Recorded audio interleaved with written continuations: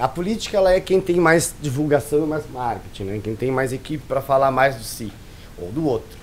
E eu sinto que eu tô em Santa Vitória, né? Porque ter LGBTs na política, nós temos LGBTs aqui na política de Santa Vitória, né? Pessoas que muito influentes, com muita força na mão e são LGBTs, mas que de fato atuam no combate à violência LGBT, ou que de fato busquem trazer melhorias para a comunidade LGBT de Santa Vitória, ou criar uma parceria ali com o ambulatório LGBT que tem em Rocha, não sei, eu não vejo esse empenho, né?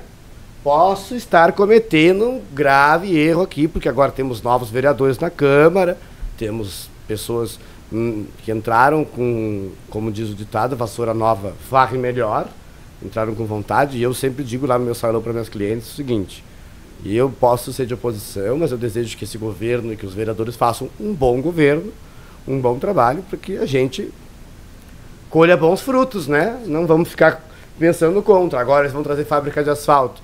Tem que fiscalizar, o papel da oposição é fiscalizar, ver se está tudo certinho nas contas, na licitação. E bom, e se tiver que meter asfalto em cima de tudo que é rua, lembrem da minha, não se esqueçam lá da minha.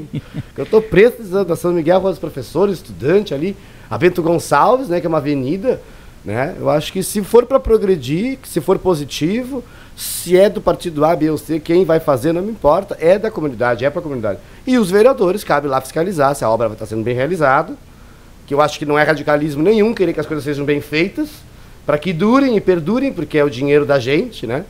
É de todos nós, porque político não produz nada, né? Eles, na verdade, coordenam o que nós, força de trabalho, produzimos.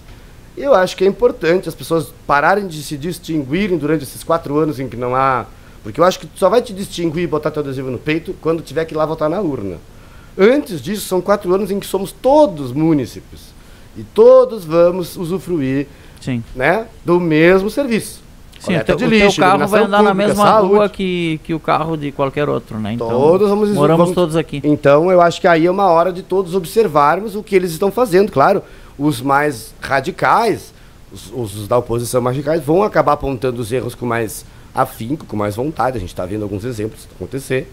E tem aqueles que vão cobrar, mas como eu estou dizendo, lembra da minha rua, né, gente? Por favor, já que vocês não conseguiram, já conseguiram aprovar o financiamento, desejo bom trabalho e o que eu vou dizer? Melhor para nós, né?